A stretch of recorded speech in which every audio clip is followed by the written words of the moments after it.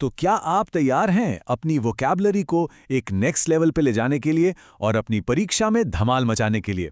आज हम ऐसे 20 पावरफुल वर्ड्स को समझने वाले हैं जो खास तौर पर एसएससी, सीजीएल और सीपीओ जैसे कॉम्पिटिटिव एग्जाम्स में आपकी बहुत मदद कर सकते हैं। जी हां, आपने सही सुना। पूरे 20 शब्द। और ये कोई रैंडम शब्द नहीं है। ये वो चुने हुए 20 शब्द हैं जो आपके स्कोर को बूस्ट कर सकते हैं और आपको अपनी ड्रीम जॉब के एक कदम और करीब ले जा सकते हैं। देखिए, ये शब्द ऐसे ही नहीं चुने गए हैं। हमने पिछले कई सालों के एग्जाम पेपर्स को अच्छे से एनालाइज करके इन्हें निकाला है ताकि आपका फोकस सिर्फ सबसे ज़रूरी शब्दों पर रहे। तो फिर देर किस बात की, चलिए शुरू करते हैं। तो सबसे पहले हम बात करेंगे उन शब्दों की जो किसी इंसान के सोचने का तरीका, उसका नज़रिया और उसके दुनिया को देखने का ढंग बताते हैं। ये शब्द न सिर्फ एग्जाम में बल्कि असल जिंदगी में भी लोगों को बेहतर समझने में आपकी मदद करेंगे। तो हमारा पहला शब्द है हीडोनिस्ट। जरा एक ऐसे इंसान की कल्पना कीजिए जिसके लिए लाइफ का अल्टीमेट गोल बस मजे करना है। अच्छा खाना, घूमना फिरना, पार्टियां, बस वही है एक हीडोनिस्ट। अब आते हैं हेडोनिस्ट के ठीक ऑपोजिट, स्टोइक। एक स्टोइक वो इंसान होता है जिससे ना तो लॉटरी जीतने पर बहुत ज्यादा खुशी होती है और ना ही नौकरी खोने पर बहुत ज्यादा गम। वो सुख और दुख दोनों में एक जैसा एकदम शांत रहता है। और ये स्लाइड देखिए, इस फर्क को कितना साफ साफ दिखाती है। एक तरफ है हेडोनिस्ट जिसका पूरा फोकस है मजे ढूंढना, प्लेजर सीक करना, और दूसरी तरफ है स्टोइक जिसका गोल है हर हाल में मन की शांति बनाए रखना। इन दोनों को एक साथ याद रखना कितना आसान है ना। अगला शब्द है फेटलिस्ट, यानी भाग्यवादी। ये वो इंसान है जो हर बात पर कहेगा, अरे छोड़ो यार, चिंता करने से क्या होगा, जो किस्मत में लिखा है वो तो होकर ही रहेगा। उनके लिए सब कुछ प्री डेस्टिन्ड है, पहले से तय है। ये एक बड़ा इंटरेस्टिंग शब्द है, मिसैंथ्रोप। सोचिए किसी मूवी के उस किरदार के बारे में जो पूरी दुनिया से, सारे इंसानों से नफरत करता है, लोगों से दूर दूर रहता है और हमेशा अकेला रहना चाहता है। वो एक क्लासिक मिसैंथ्रोप है। अब बात करते हैं रिएक्शनरी की। ये वो इंसान है जिसे चेंज से, मतलब बदलाव से सख्त नफरत है, जो हमेशा कहते हैं हमारे ज़माने में सब कितना अच्छा था, इस टेक्नोलॉजी ने सब बर्बाद कर दिया। वो चाहते हैं कि सब कुछ पुराने दौर जैसा ही रहे। अच्छा, ये शब्द तो हम सबने कभी न कभी सुना ही होगा, हाइपोक्रिट, यानी पाखंडी।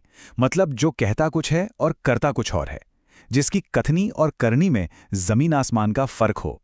चलिए, इस पर ज्यादा नहीं रुकते, आगे बढ़ते हैं। तो चलिए अब आते हैं हमारे दूसरे हिस्से पर। यहां हम बात करेंगे कुछ कमाल के स्किल्स और पैशंस की जो लोगों को दूसरों से अलग बनाते हैं। एम्बिडेक्स्ट्रस, ये एक बड़ा रेयर टैलेंट है। मतलब कोई इंसान जो अपने दोनों हाथों को, राइट एंड लेफ्ट, एक जैसी स्किल से इस्तेमाल कर सके। वो दोनों हाथों से लिख सकता है, काम कर सकता है। फन फैक्ट, महान वैज्ञानिक लियोनार्डो डा विंची भी एम्बिडेक्स्ट्रस थे। पॉलीग्लॉट को आप एक तरह से भाषाओं का जादूगर कह सकते हैं। जरा सोचिए, कोई आपसे बात करते करते बड़ी आसानी से हिंदी से इंग्लिश और फिर फ्रेंच में स्विच कर जाए। बस वही है पॉलीग्लॉट। अच्छा, क्या आपकी भी अलमारियां किताबों से ठसाठस भरी हैं? क्या बुक स्टोर देखकर खुद को रोक नहीं पाते? अगर जवाब हाँ है तो कंग्रेचुलेशंस, आप एक बिब्लीफाइल हैं। ये एक बहुत ही स्पेसिफिक, बहुत ही नीश प्रोफेशन है। जरा उन एक्सपर्ट्स के बारे में सोचिए जो हजारों साल पुरानी मिस्र की हायरोग्लिफिक्स या सम्राट अशोक के शिलालेखों को पढ़ते हैं और उनके राज दुनिया के सामने लाते हैं। वही होते हैं पेलियोग्राफर्स। आर्बिट्रेटर, आसान भाषा में कहें तो मध्यस्थ। जैसे दो कंपनियों के बीच झगड़ा सुलझाने के लिए कोई रिटायर्ड जज या फिर क्रिकेट में अंपायर, दोनों ही एक आर्बिट्रेटर की भूमिका निभाते हैं जो निष्पक्ष होकर फैसला सुनाता है। इस शब्द पर थोड़ा ध्यान दीजिएगा क्योंकि ये अक्सर कंफ्यूज करता है।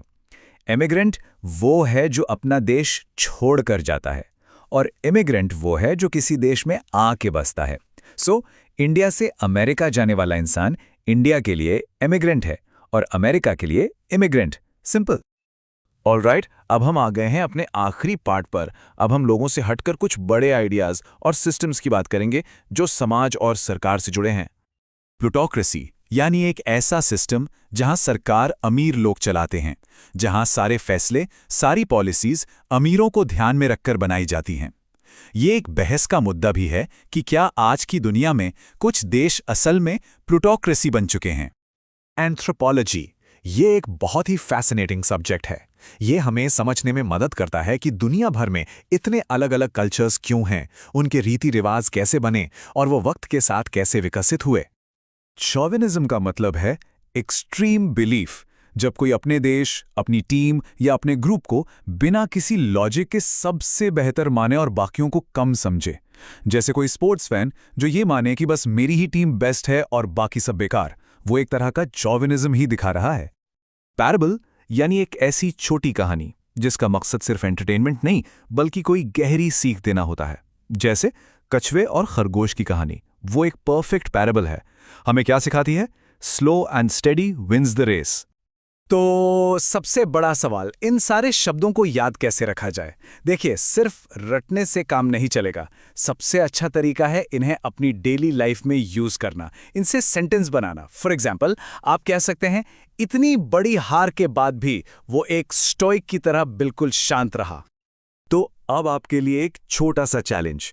वीडियो को यहीं पॉज कीजिए, अपने फेवरेट कोई भी 3 नए शब्द चुनिए और उनसे अपने खुद के सेंटेंसेस बनाइए। और हाँ, अपने सेंटेंसेस नीचे कमेंट्स में शेयर करना मत भूलिएगा। हमें देखने में बहुत मजा आएगा कि आपने क्या सोचा।